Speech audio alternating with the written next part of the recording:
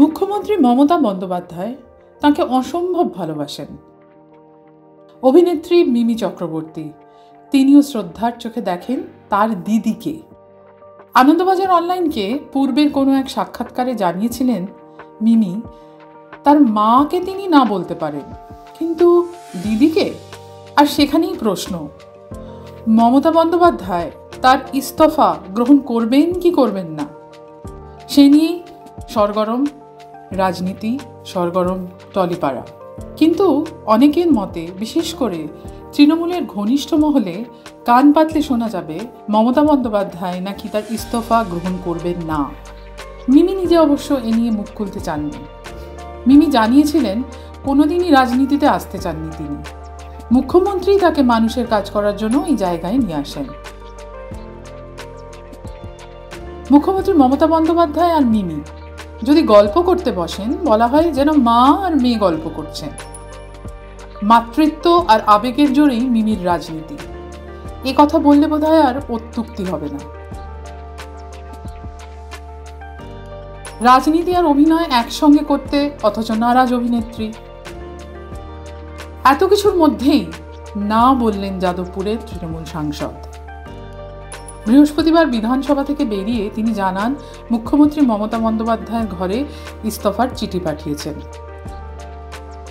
আনন্দবাজার অনলাইনের সাক্ষাৎকারে বহুদিন আগেই ঘুরে ফিরে এসেছে 2024-এ শুধুমাত্র অভিনেত্রী হয়ে থাকার কথা। মিমি এটাই বারবার বলতে চেয়েছেন, রাজনীতি আর নয়। আমি হয়তো একটা দলকে রিপ্রেজেন্ট করি, বিকজ দিদি চেয়েছেন বলে আমি এই দলে এসেছি, কিন্তু I would always choose my life when I had no politics in it. আমি ফ্র্যাঙ্কলি তোমায় বলবো, কেন কি পলিটিক্সে আসার পর এমনি আমাদের অভিনেত্রীদের জীবন খুবই ডিফিকাল্ট হয়, এত স্পেকুলেশনের মধ্যে থাকতে হয়, কি পড়লে কি পড়লে না, কি হলো কি হলো না, কার সাথে ঘুরছো কি করছো। অ্যান্ড তারপরে যখন তোমার রং বদল হয়, যখন তোমার লোক ডিভাইড হয়ে যায়, এমনি গালাগাল দেওয়ার লোকের তো কমই থাকে না, এবার রং ডিভাইড হয়ে গেলে কি হয়, লোকে get the license of speaking bad about you. ইস্তফার পরে নিজের সাংসদ খাতের টাকা কোথায় কতটা খরচ করেছেন, কিভাবে কাজ করেছেন, সমাজ মাধ্যমে তার খতিয়ান প্রকাশ করেছেন মিমি। না, এটা বাড়তি নিজেকে জাহির করা নয়।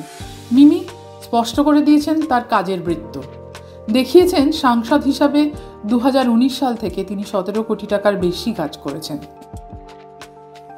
তার সংযোজন, সৎ পথে মাথা উঁচু করে এগিয়েছি, তাই বিগত 5 বছরের সাংসদ রূপে আমার যাবতীয় কাজের খতিয়ান জনসমক্ষে তুলে ধরলাম। দলনেত্রী মমতা বন্দ্যোপাধ্যায়কেও কৃতজ্ঞতা জানিয়েছেন তিনি।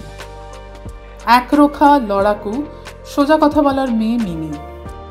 রাজনীতি আর অভিনয়ের ভারসাম্য রেখেই কি তবে নতুন দৃষ্টান্ত তৈরি করবেন তিনি 2024-এ?